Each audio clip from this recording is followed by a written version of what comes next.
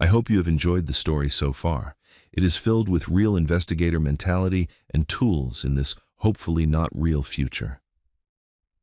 Chapter 3. The First Symptoms. Barnes stared at the heading he had typed and immediately distrusted it. Symptom Evidence/Early Presentation Review. It sat in the notes pane with the brittle confidence of a phrase that wanted to be right before it had earned the privilege. He had written plenty of those over the years, neat little labels for things still half-born, categories trying to recruit facts into their service. Good investigators knew how often a heading could become a trap. Name a thing too early, and the thing began colonizing the evidence around it. Every loose thread looked like proof. Every coincidence started wearing a badge. Still, the heading remained. Because if the start of the day had done anything beyond ruin his appetite and his faith in boring language, it had narrowed the question. The Tor thread wasn't just odd anymore. It was aligned. The municipal anomalies weren't just weird city noise anymore. They leaned east and tightened in time. The vocabulary mismatch wasn't random. It was directional, which meant the next step wasn't more elegant theorizing about dark web phrasing. The next step was uglier. He had to see whether the city was already talking back. The safehouse hummed around him with the weak, stubborn insistence of a place that had not yet decided whether it was refuge or trap. Monitors glowed. The inverter fan clicked into a higher whine for 3 seconds, then settled. Rain walked its fingers down the basement window in thin silver lines. Somewhere above the records annex, a siren started, climbed, then vanished so abruptly it sounded less like resolution than interruption. Across the room, Ed was repacking a shelf with the kind of expression men usually reserved for traders, counterfeit money, and canned food manufactured by optimists. "You're doing the face again," he said. Barnes did not look up. "I have an excellent range of faces." This one says you're about to turn rumors into a spreadsheet." "That is called civilization." "That is called why your blood pressure sounds expensive." Barnes allowed himself half a smile, then shifted windows and began pulling local feeds into one workspace. Hospital employee chatter, volunteer mutual aid boards, private clinic scheduling leftovers, public scanner archives, transit delay complaints, neighborhood groups, church aid requests, courier forums, 2 half-functional local social platforms no one under 40 admitted using unless they needed something ugly and immediate. Communication systems still ran. They had simply degraded into strata. Official channels lied in complete sentences. Unofficial channels lied emotionally. The trick was learning which lies revealed shape. He set up a structured note file. Early presentation review. Preliminary, not for dissemination. Hospital chatter. Scanner traffic. Public incident logs. Eyewitness fragments. Staff shortages/closures. Street-level misclassification patterns. Respiratory/febrile/agitation overlap. Biting references. He paused over the last line, hated himself for adding it, and left it there anyway. Ed came over carrying coffee in the burned mug. Barnes privately considered a legal argument against human resilience. "You're allowed to say, 'I hate this' out loud," Ed said. "I hate everything before 700 on principle." "That's not the same thing." "No," Barnes admitted. "It isn't." He accepted the mug, took a sip, and was once again offended to discover the coffee had survived the night specifically to keep disappointing him. The first hour produced exactly what he feared it would: noise. One report of fevers in a crowded shelter on the south side. Probably real, probably irrelevant. A neighborhood post about contaminated air near a bus depot, almost certainly generator fumes, paranoia, or both. A private urgent care employee chat complaining about shortages of restraints and masks. Bad, still explainable. Another thread with a man insisting his cousin had seen National Guard trucks on the River Road, which was compelling only if one collected delusions by the dozen. Barnes built a triage scale in the margin. A, directly relevant; B, maybe relevant; C, city hallucination/background decay; D, nonsense with good punctuation. By 6:10, he had 47 entries and exactly 4 A-level items. That ratio annoyed him. He hated messy beginnings. Real disasters almost always began that way. Ed sat on an overturned storage crate near the back wall, cleaning under his fingernails with a pocket knife and watching Barnes conduct his ritual war against ambiguity. "You got anything worth my worsening mood?" he asked. Barnes rotated the monitor toward him and pointed to the first A-level hit. A scraped relay request from a volunteer mutual aid board posted at 5:43 by an account that mostly coordinated blankets, medication pickups, and shelter overflow. Need masks and restraints at South Mercy overflow. Staff are saying, "Don't let them bite." Ed read it once, then again. Could mean one delirious patient, he said. Yes. Could mean meth. Yes. Could mean someone in triage lost their mind and the phrase got legs. Yes. Ed looked at him. "You don't believe any of that." Barnes rubbed the bridge of his nose. "I believe all of it individually. I just dislike them collectively."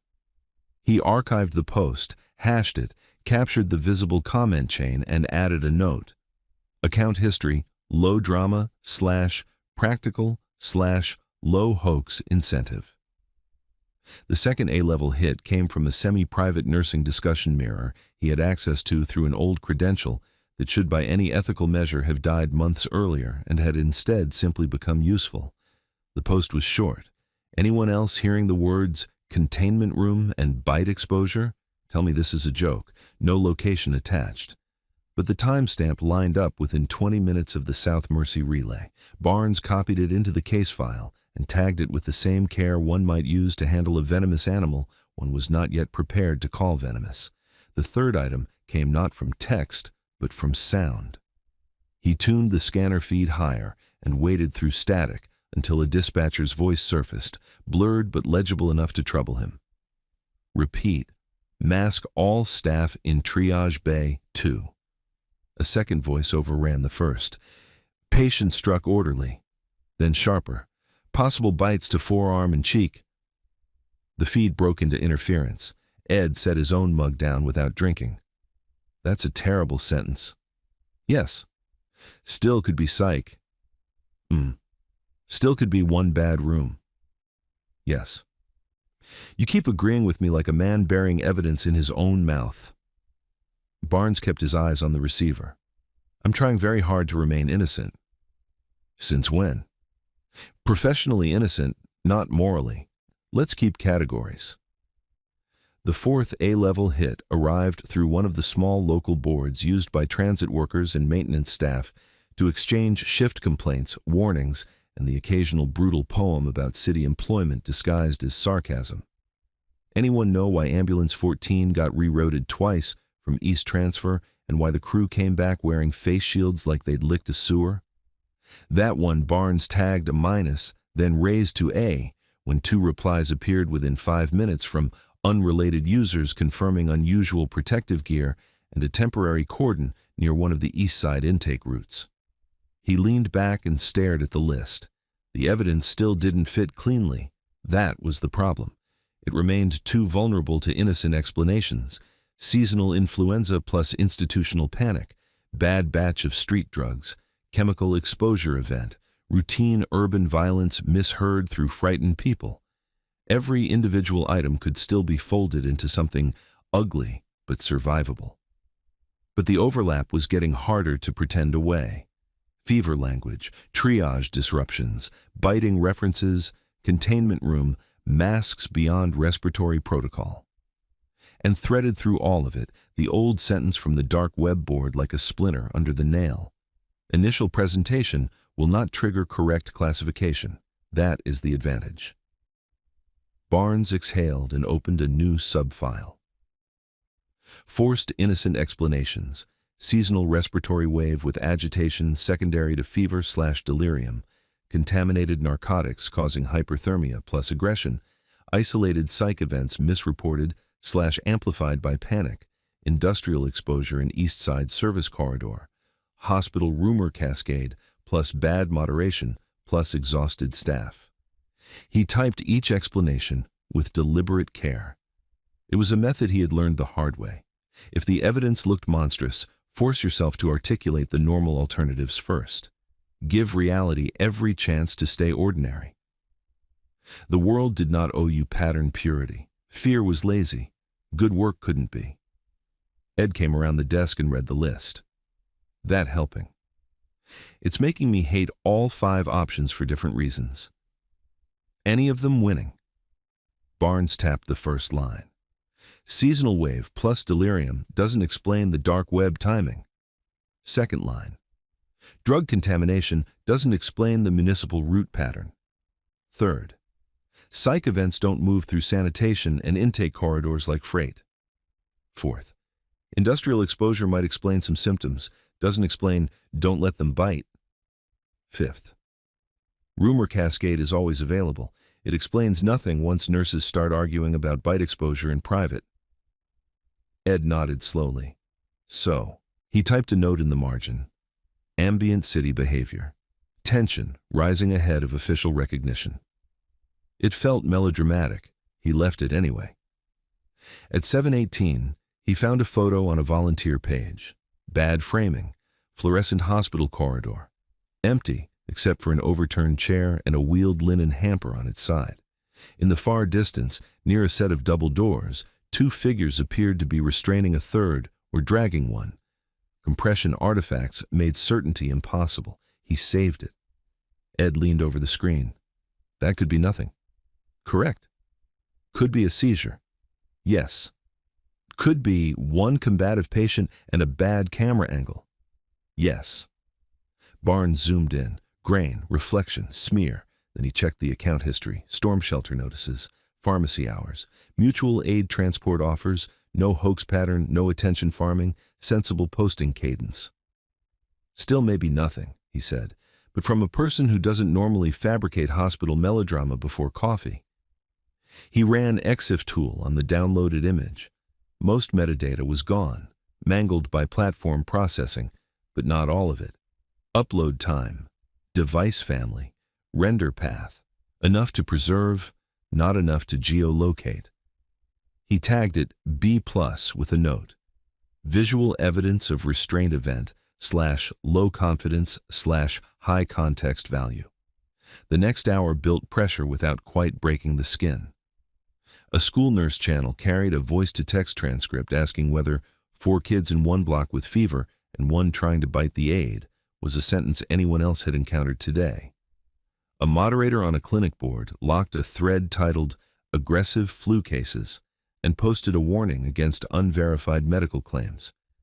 A private employee chat mirror from one of the hospitals contained a short, furious argument about whether the phrase bite exposure should be documented in incident reports or replaced with assaultive contact until administrators decided which reality they preferred. Barnes collected all of it. He hated every minute. The evidence was still not theatrical. That was what made it worse.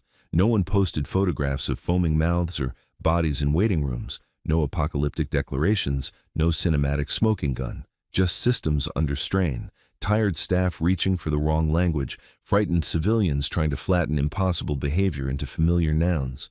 Flu, psych, drugs, contamination, restraint, non-compliance, staffing illness. The city was teaching itself to misunderstand the thing in real time. At 8:03, the scanner carried a cleaner burst than before. Repeat. Use eye protection. Patient not responding to verbal. Possible febrile delirium with aggression. Hold family outside triage. Then, under the crackle, another voice, louder and less trained. He bit through the glove. Barnes stopped breathing for half a beat. Ed heard it too. There. I heard it. That one was clean. Yes. He tagged the audio clip, preserving time, frequency, and recording segment. Then he forced himself, physically forced himself, to type 3 innocent possibilities beneath it. Glove tear misheard under stress, assault during restraint unrelated to illness, contaminated patient with severe delirium / psychosis. He stared at the lines until they looked stupid. Good, he thought. Let them look stupid. They still deserved their chance. Ed watched him do it and said, "You know normal people don't litigate reality like this. I've met normal people. Their standards are careless. Fair." By late morning, the safehouse had begun to feel less like a bunker and more like an observation post, one district removed from a disease he couldn't yet prove. Barnes stood from the workstation and stretched the ache out of his shoulders. He had been sitting too long and thinking in too many channels. The basement air smelled of electronics, stale coffee, damp concrete, and the minor despair of preserved food. He moved to the sink, splashed cold, metallic-smelling water over his face, and looked at himself in the cracked mirror. "You could still be wrong," he told the reflection. The reflection looked unconvinced. On his way back to the desk, he stopped at the basement window. From there, he could only see a sliver of street, the lower halves of tires, runoff curling along the gutter, the concrete feet of municipal buildings across the way. Usually, that slice of the city looked almost peaceful in a bureaucratic sort of way. Wet pavement, anonymous infrastructure, decay that had learned not to draw attention to itself. Now it looked held, a city bracing without admitting it. A pair of medics hurried past above the window line, visible only from the knees down. Fast. One of them nearly slipped, caught balance, kept moving. 30 seconds later, a police cruiser rolled by slower than normal, stopped, then lurched forward again, as if uncertain which emergency deserved possession of it. Barnes stepped back from the glass. Ed looked up from the shelf where he was rotating water supplies, because stress in Ed translated naturally into logistics. "What?" "Nothing clear." Barnes rubbed his arms against the damp chill. "Just the street moving, like it knows something before the paperwork does." "That's most disasters." "Yes," Barnes said softly, "which is why I dislike them." He sat again and refreshed the Tor thread. Still nothing. He checked the thread views anyway. Modest increase. Lurkers maybe. Observers. Maybe people in the wrong rooms realizing the wrong post had become important. The silence around Null Harvest now felt deliberate in a different way. Not absence. Monitoring. At 9:11, a new message finally appeared. Vector Winter. Clinical presentation remains within expected ambiguity. Barnes felt anger arrive cleanly for the first time that day. Not fear, not dread. Anger. He copied the post into the evidence file. Clinical presentation. Expected ambiguity. As if emergency departments full of feverish people and frightened staff were just a metric behaving inside tolerance. As if confusion itself were a performance target. As if the city were a lab note. Ed came over, read the line, exhaled once through his nose. "That's a hell of a phrase." "Yes? What does it sound like to you?" "Like somebody checking whether suffering is still being misread on schedule."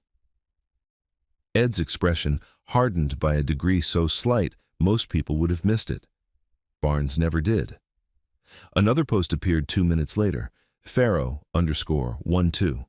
Urban uptake may exceed low-band assumptions. Then, Null Harvest. Adjustment acceptable. Continue passive observation. Do not engage public channels.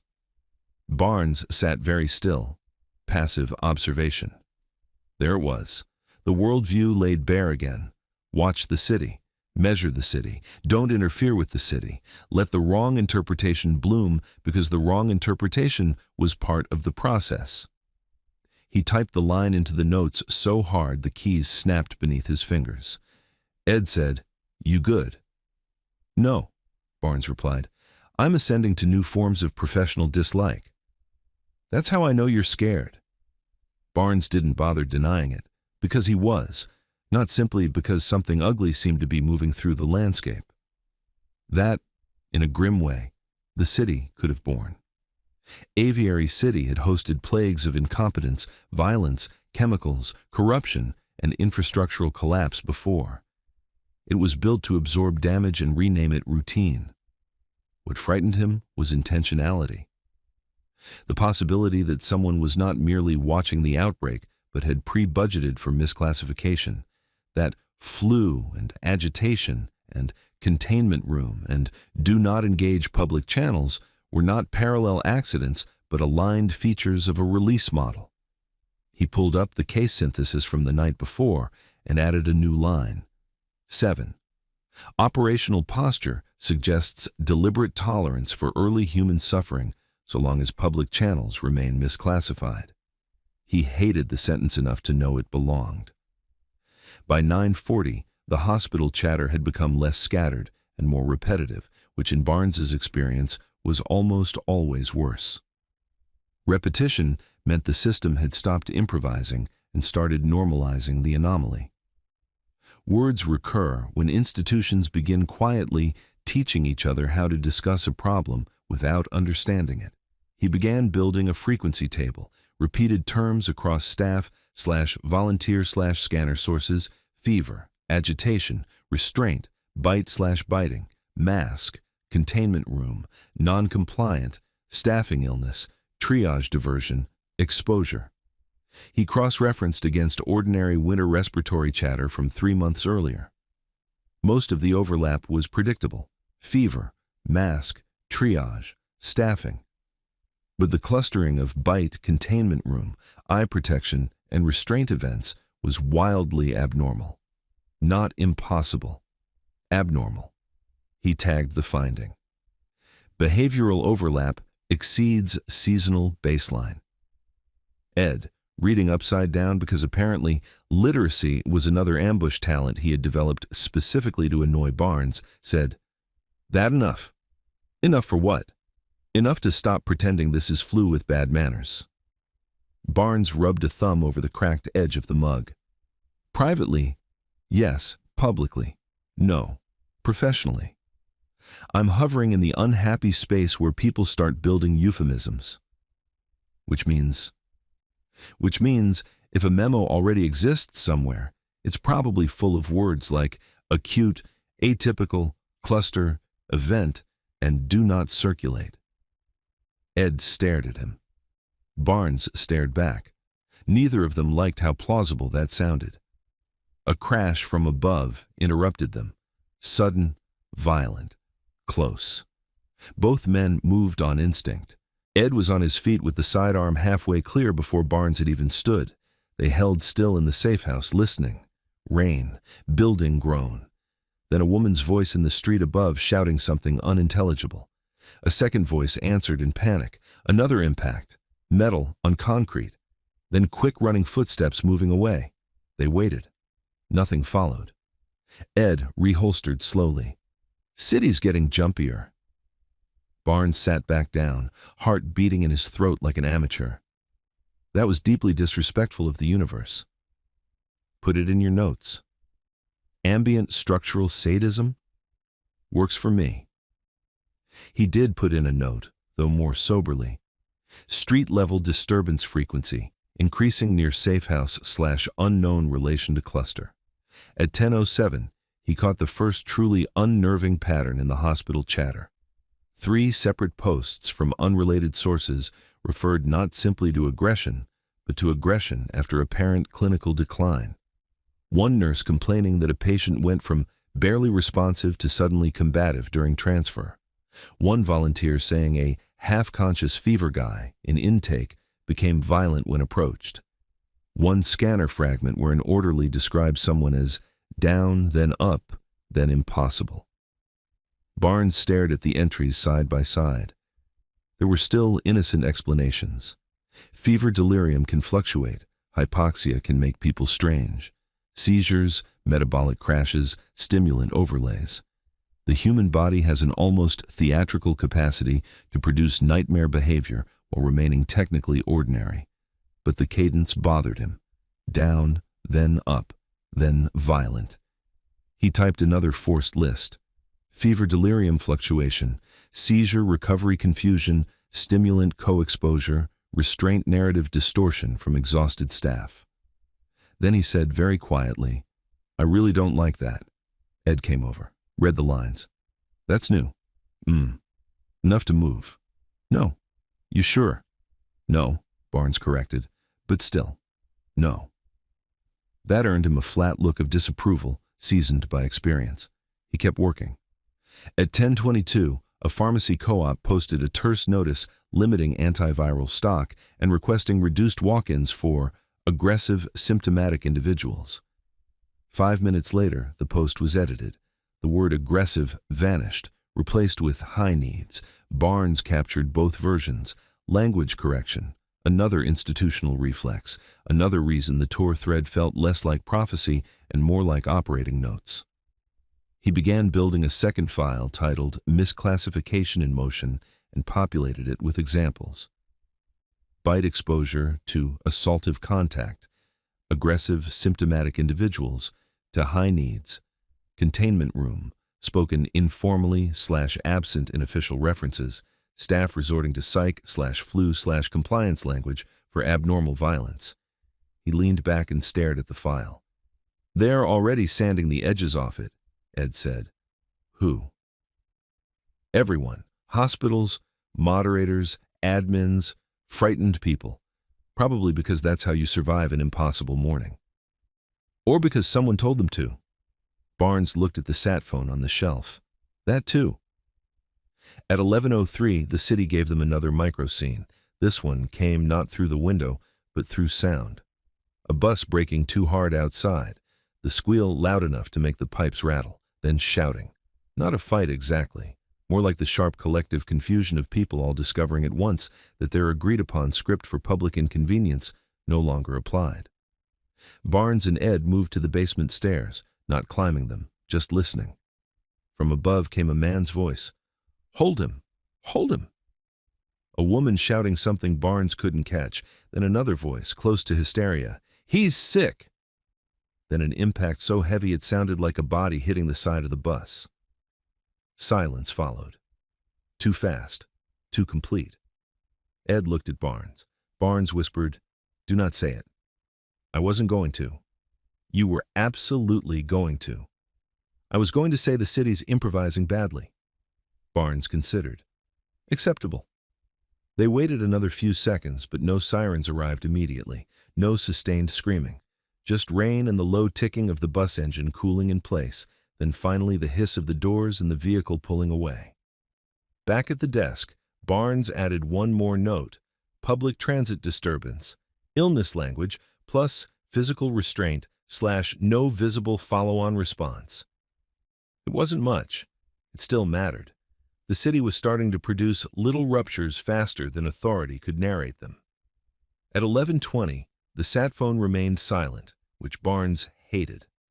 At 11:23, the Tor thread remained active, but mostly quiet, which he hated more.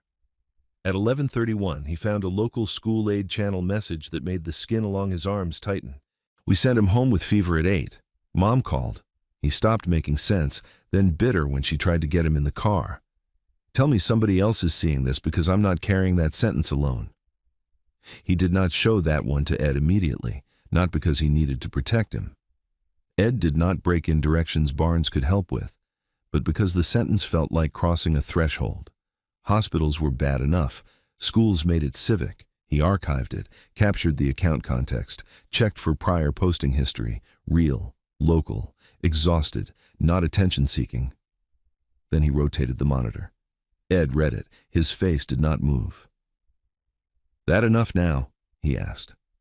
Barnes swallowed. "Enough to terrify me in multiple sectors." "Move." "No." Ed's eyes narrowed. "Convince me." Barnes pointed at the map. "If this is what I think it might be, or even one ugly floor below it, then random movement right now is worse than staying put. We have filtered air, power, locked access, supplies, visibility, and evidence workflow. We move when the street makes more sense than the basement. It doesn't yet." Ed held the stare for another second, then nodded once. "All right," he said, "but the street's closing." "Yes," Barnes said quietly. "I know." Around noon, the first unmistakable sign arrived. Not as drama, not as revelation, as a mismatch too ugly to file. The scanner opened with static, then a clear burst from one of the hospital security channels Barnes had only intermittently been able to catch that morning. "Keep him down." Then another voice. Strained, breathless. He was unresponsive. Repeat, he was unresponsive. A crash, someone shouting, "Back up!" Then the line that changed the room. "What do you mean he's walking again?" The transmission broke under a wash of interference and overlapping calls.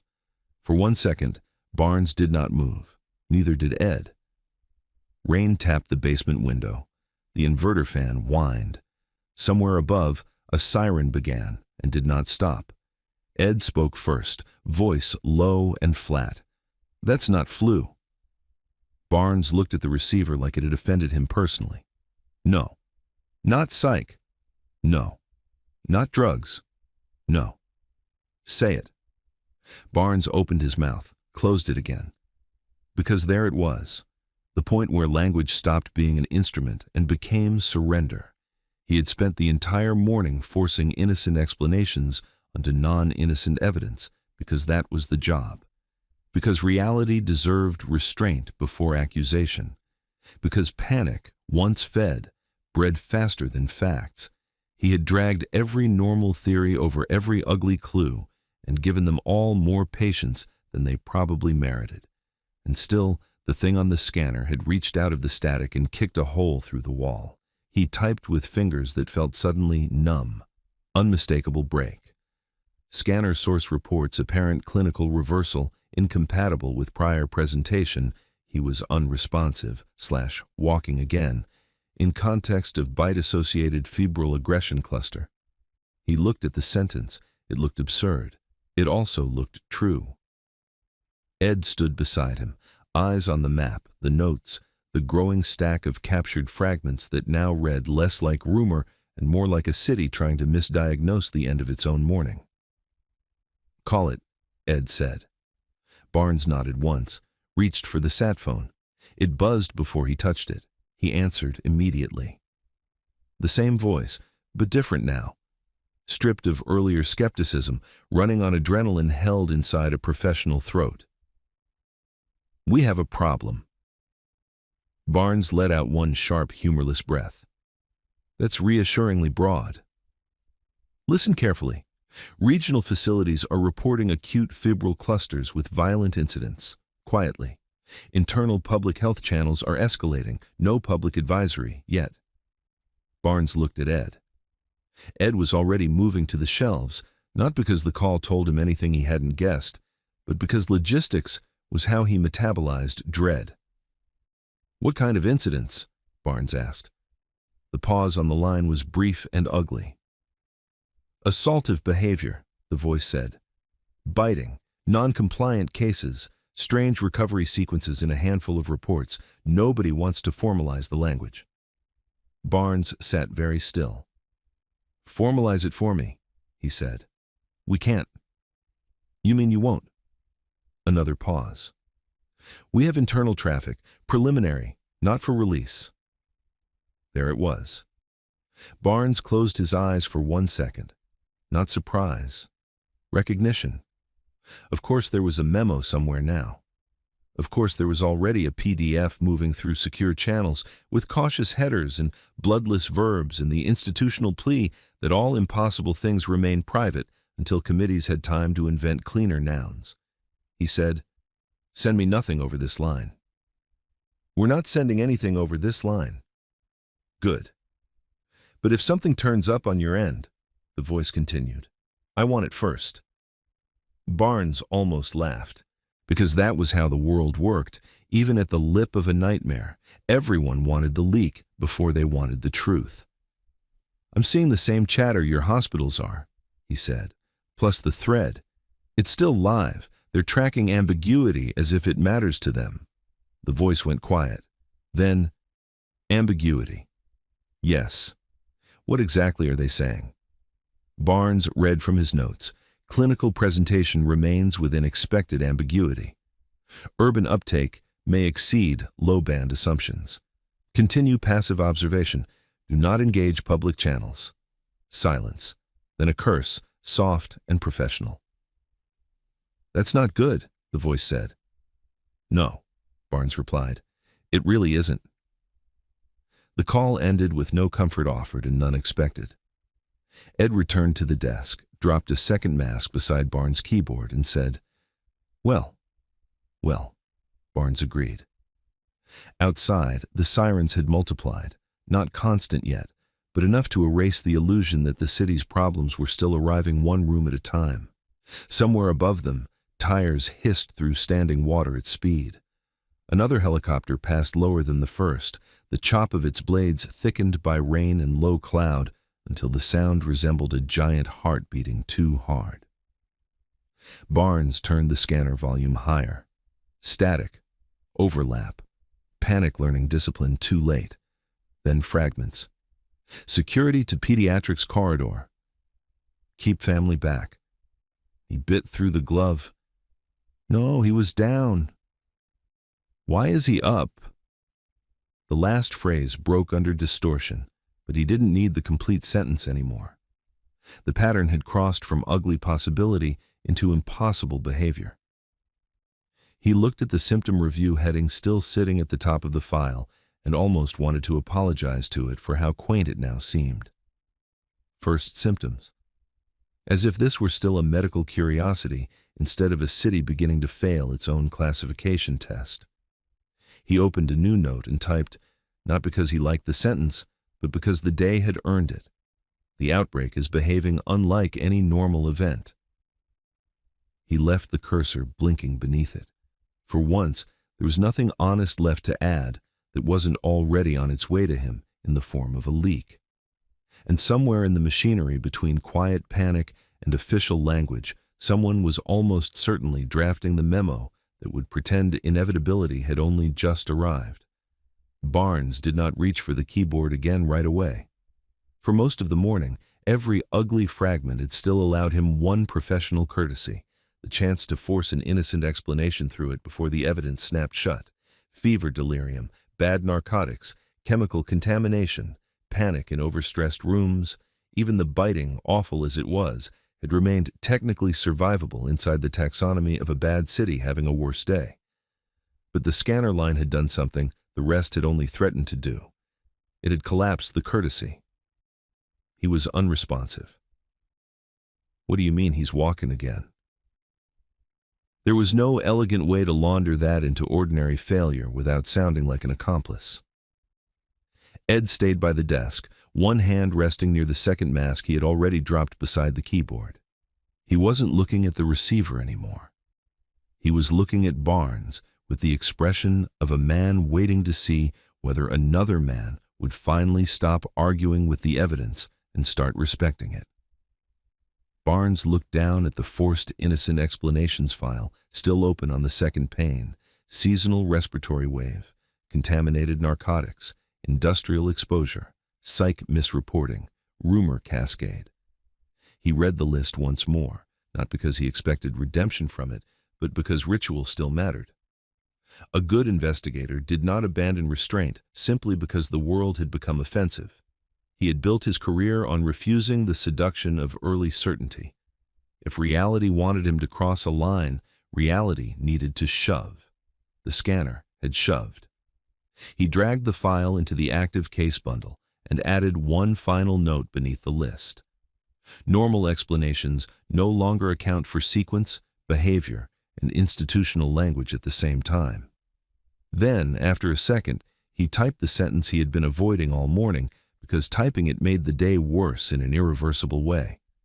This is no longer a symptom review. It is an outbreak review. He sat back and let the words exist. The safehouse seemed to hear them. The inverter fan rose half a notch. Rain tapped the basement window in thin metallic threads. Somewhere above them, another siren passed, too fast, then another farther east, then another that held long enough to sound less like emergency response and more like a city slowly discovering it had been handed the wrong instructions. Ed read the new line over his shoulder. "Better," he said. "No," Barnes replied. "Just more honest." He pulled the scanner clip, the school aid message, the bite exposure nursing post, the mutual aid relay, the transit worker complaint, the hospital cluster map, and the misclassification table into a single escalation folder. Then he opened a blank note and began stripping the morning down to what another frightened professional could not wriggle away from. Not rumors, not atmosphere, not weird behavior. A pattern of febrile aggression, biting and clinical in public settings. Protective escalation around blood and saliva. Post-decline violent recovery behavior incompatible with ordinary expectations. Public and institutional language lagging behind observable events. Hidden service thread, treating that lag as operationally useful. When he finished the list, he realized his hands had gone cold. That was the real cost of the desk work, finally laid bare. It had not merely produced a theory, it had produced obligation. The city was no longer answering in the wrong vocabulary by accident. It was generating the exact misread the thread had already budgeted for. "That's the bridge," he said quietly. Ed glanced at him. "To what?" "To the part where someone else already knows this and is trying very hard not to say it in public." Ed nodded once. "Memo." "Yeah." Not a guess anymore. Not even intuition. A consequence. Of course, there was a memo now, somewhere in a secure inbox or a locked folder or a frightened internal portal. Some exhausted federal or regional office had already started building the bureaucratic language required to survive the truth, without admitting they had lost the race to name it. Acute, atypical, cluster, event, fluid exposure, behavioral escalation, not for release. The city had produced enough bloodless evidence that institutions would already be reaching for bloodless nouns. Barnes saved the escalation file locally, mirrored it to the secondary drive, and checked the dead drop prep one more time. Then he looked at the heading at the top of the symptom review file. Early presentation review. It now felt quaint, almost tender in its caution. He did not delete it. He simply opened a second document beneath it and titled this one with the kind of professional disgust that only arrived when denial had finally become more embarrassing than alarm. Institutional recognition, pending. Ed saw the title appear. You expecting company. Barnes looked at the sat phone, at the scanner, at the stack of evidence that now belonged less to curiosity than to consequence. "No," he said. "I'm expecting paperwork." Then the sat phone buzzed again.